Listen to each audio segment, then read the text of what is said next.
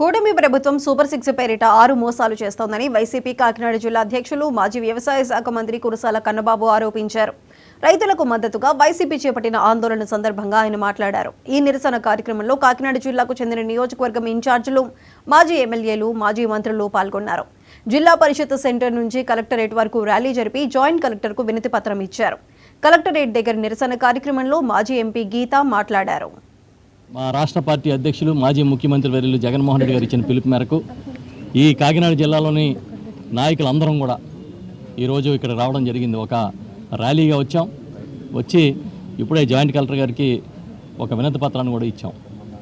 మీకు తెలుసు, 7 నెలల పరిపాలనలో సూపర్ 6 అమలు చేయకపోగా వాళ్ళు అమలు చేసే సూపర్ 6 ఏంటంటే కక్ష సాధింపులు చేయడం, వైఎస్ఆర్ పార్టీ కార్యకర్తల మీద, నాయకుల మీద కేసులు పెట్టడం, రైతుల్ని గాలికి వదిలేయడం, ఇచ్చిన హామీ ఒక్కటి కూడా నెరవేర్చకపోగా హామీల గురించి ఎవరన్నా అడిగితే వాళ్ళని తప్పుడు కేసులు పెట్టి వేధించడం, ఉచిత ఇసుక ఆ పేరుతో దోపిడీ, ఇంకా లిక్కర్ పాలసీ మీకు తెలుసు.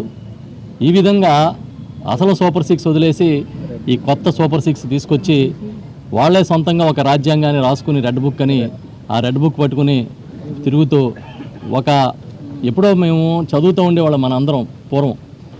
అలాంటి సంఘటనలన్నీ రాష్ట్రంలో పరిచయం చేస్తూ ఉన్నారు. అయితే మీరు ఎన్ని చేసినా వైఎస్ఆర్ పార్టీ ఆత్మస్థైర్యాన్ని దెబ్బతీయలేరనేది జగన్మోహన్ రెడ్డి గారు చాలా గట్టిగా చెప్పి ఈ రోజు నుంచి ఆందోళన కార్యక్రమాలని ప్రారంభింపజేశారు. ఈరోజు ఇప్పుడే మేము ఇచ్చాం